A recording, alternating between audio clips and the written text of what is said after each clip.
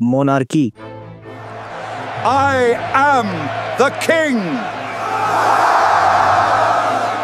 Theocracy. I am God's chosen. Obey me, and you obey him. Dictatorship. Die Jugend ist unverschrieben und verfallen mit Leib und Seele.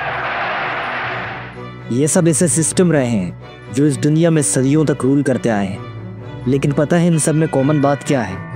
ये सारे system एक ही rule को follow करते हैं, और वो rule ये है, ताकत सिर्फ एक शख्स के पास होनी चाहिए। इस रूल की वजह से पावर एक कम्युनिटी में लिमिटेड तो होती है, लेकिन इससे अवाम के राइट्स, उनका फ्रीडम, उनकी वेल्थ खतरे में पड़ जाती है। लोगों पर अपने मनमाने फैसलों को ज़बरदस्ती इम्प्लीमेंट कर दिया जाता है, और जो इन फैसलों के खिलाफ आवाज़ उठाता है उसे मार दिया जाता है। तभी ज़रूरत पड़ती है कि ऐसे सिस्टम की जिसमें आवाम को पावर की इस रेस में इक्वल राइट दिए जाए, जिसमें आवाम के ओपिनियंस, उनके राइट्स की रिस्पेक्ट की जाए, और इस सिस्टम को नाम दिया जाता है डेमोक्रेसी। लेकिन सवाल ये है कि कैसे इतने पावरफुल सिस्टम्स के दरमियान आखिर डेमोक्रेसी ने दुनिया में अपनी जगह बना ली? ये जानने के लिए हमें 2500 साल पीछे जाना पड़ेगा। डेमोक्रेसी की शुरुआत होती है एंशिएंट ग्रीक के शहर एथेंस से, जहाँ डेमोक्रेसी का कॉन्सेप्ट बिल्कुल सिंपल था। बादशाह को जब कोई इंपॉर्टेंट डिसीजन करना होता था तो वो लोगों को एक मैदान में जमा करके उनसे राय ले लेता था। कुछ लोग बादशाह के फैसले से एग्री हो जाते थे, और कुछ लोग बादशाह के फैसले को क्रिटिसाइज करते थे, और फैसला मेजॉरिटीज़ के हक में हो जाता था। डेमोक्रेसी का ये डायरेक्ट सिस्टम एथेंस में बड़ा सक्सेसफुल रहता है, क्योंकि एथेन की पॉपुलेशन उस वक्त सिर्फ 10,000 थी, जिसकी वजह से उन्हें आसानी से एक मैदान में जमा किया जा सकता था। लेकिन ये सिस्टम जब रोमन एम्पायर में आया तो ये पूरा सिस्टम फेल हो गया, क्योंकि डेमोक्रेसी का सिंपल सिस्टम छोटी स्टेट्स के लिए तो बड़ा सक्सेसफुल था, लेकिन बड़ी स्टेट्स में कंप्लीटली फेल हो चुका था। और इन रिजल्ट ग्रीक की स्टेट्स के बाद डेमोक्रेसी मुकम्मल तौर पर एबोलिश्ड हो गई, और पावर के इस वैक्यूम को मोनार्की जैसे सिस्टम्स ने फिल करना शुरू कर दिया।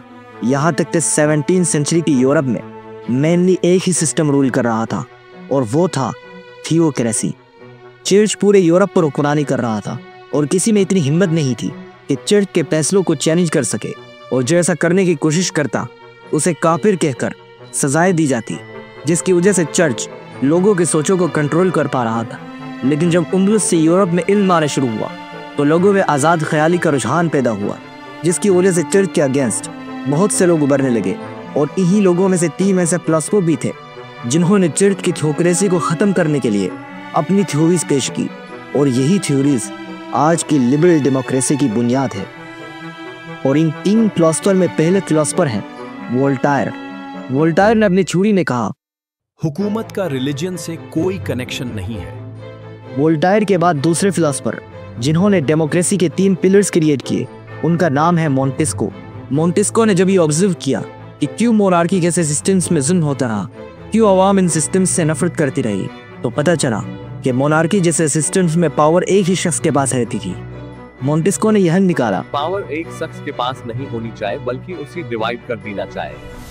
तो उसने पावर को 3 हिस्सों में डिवाइड कर दिया। कानून बनाने की पावर, और ये पावर जिस इदारे को हासिल हुई उसे लेजिस्लेचर कहा जाता है। डेमोक्रेसी का ये पावर पार्लियामेंट और असेंबली को हासिल होती है।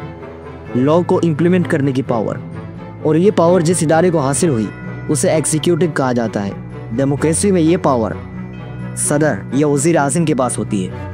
लॉ के अगेंस्ट काम करने वाले को सज़ा देने की पावर, और जिस इदारे को भी पावर हासिल हुई उसे जुडिशरी कहा जाता है। मोंटेस्को के सेपरेशन ऑफ पावर से डेमोक्रेसी के 3 पिलर वजूद में आते हैं, जिसके ऊपर पूरी डेमोक्रेसी डिपेंडेंट है।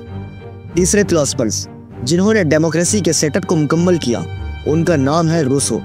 रूसो ने ये थ्योरी पेश की, जब लोग अपने नुमाइंदे चुनते हैं उस लम्हे वो अपनी आजादी खो देते हैं। रूसो के इसी नजरिए से सेकुलर डेमोक्रेसी वजूद में आती है।